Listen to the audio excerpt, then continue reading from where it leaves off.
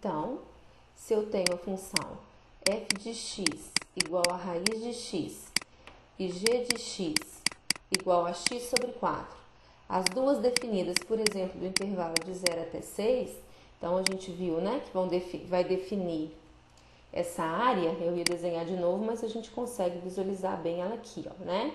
Então, na hora que eu rotaciono essa área, o volume conseguido vai ser o volume definido pela função f menos o volume definido pela função g.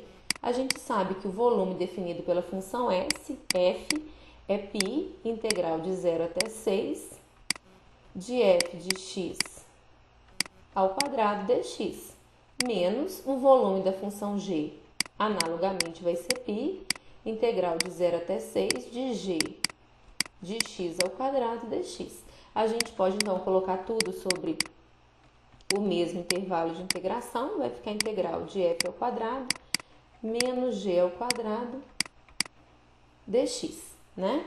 No caso, a nossa f é raiz de x, a nossa g é x sobre 4, ficaria π integral de 0 até 6 de raiz de x ao quadrado é x menos g de x ao quadrado x2 sobre 16 dx. Fica aí a conta para vocês fazerem.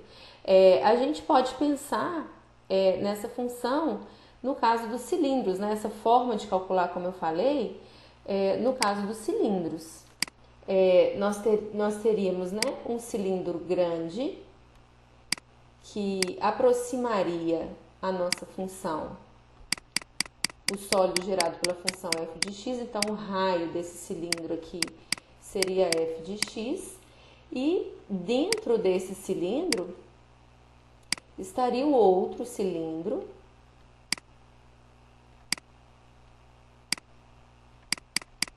só que agora com raio definido pela função g de x. E aí o volume do cilindro geral, né? Deixa eu colocar de outra cor aqui para não parecer, que é o volume do que eu consigo nas minhas aproximações, seria o volume do cilindro dado pela função f menos o volume do cilindro dado pela função g.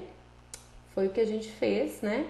Então, a fórmula geral para o cálculo de volume dessa forma é π integral do intervalo de definição da função que está em cima ao quadrado, que contribuiria com o raio do cilindro de fora, menos a função que está embaixo ao quadrado, que contribuiria com o raio do cilindro que está lá dentro, dx.